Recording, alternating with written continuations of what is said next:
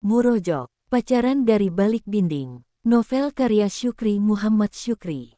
Di papah teman-teman, aku melangkah terlatih-tatih. Meniti permukaan jalan berbatu, menuju sekolah di kaki Bukit Buntul Kubu. Jelang tengah hari, kami tiba di halaman sekolah. Di sana sudah menunggu sosok seram, berdiri di gerbang sekolah. Dialah kepala sekolah. Berita itu lebih dahulu sampai ke telinganya dari seorang warga yang melintas di Tanjur Nunguk. Semua siswa dan siswi dimarahi habis-habisan. Siswa diganjar hukuman salam, 5 jari, siswi dihukum mengepel ruang kelas sampai mengkilap. Sedangkan aku dirawat di ruang dewan guru. Esoknya, bekas salam, 5 jari, masih membekas di pipi mereka, sementara kelas kami terlihat sangat bersih dan mengkilap. Sejak itu, kami kapok, tetapi ikatan persahabatan makin erat. "Woi, jangan melamun," tegur Adi. "Aku teringat ketika pingsan di Tanjur Nunguk," jawabku. "Kamu sok berani," kata Adi menertawaiku. "Konyol ya," jawabku lirih. "Kamu nyaris pulang nama, haha," kata Adi tertawa.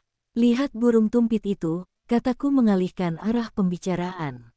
"Kenapa?" tanya Adi. "Membuat formasi layang-layang," kataku. "Sudahlah, dayung terus, kita sudah dekat," kata Adi. Perahu kami sedang melintasi sebuah daratan yang menjorok ke danau, bernama Tanjung Pedemun. Di situ ada hamparan sawah dengan padi yang sedang menguning. Burung-burung tumpit, burung pipit kepala putih, menari-nari lalu mendarat di atas tangkai padi. Penjaga sawah menarik seutas tali ijuk yang tersambung ke kaleng susu dan tetakut, orang-orangan. Terdengar bunyi berisik mirip kaleng jatuh, diikuti lambaian lengan orang-orangan. Burung berkepala putih terbang ketakutan, mencari petak sawah yang tidak dijaga. Tanjung Pedemun, areal persawahan subur. Ditanami setahun sekali, dengan padi asli dataran tinggi, varietas padi lokal bermasa panen 9 bulan.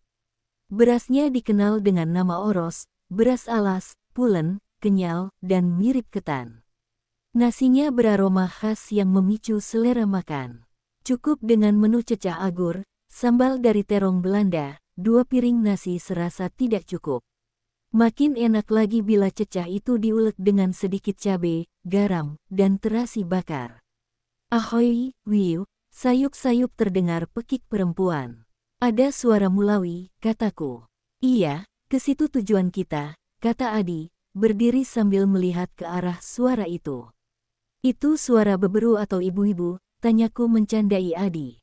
"Beberu, kenapa?" tanya Adi. "Enggak, suaranya lebih nyaring," kataku.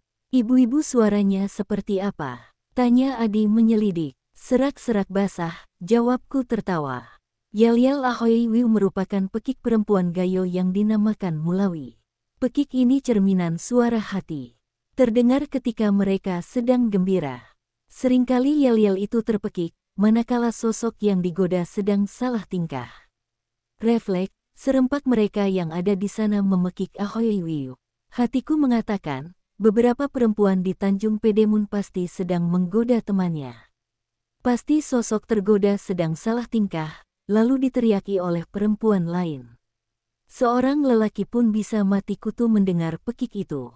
Resepnya sederhana, tebalkan muka dan tutup indera pendengaran. Mulawi sering terdengar pada acara magic, atau di lokasi pemandian.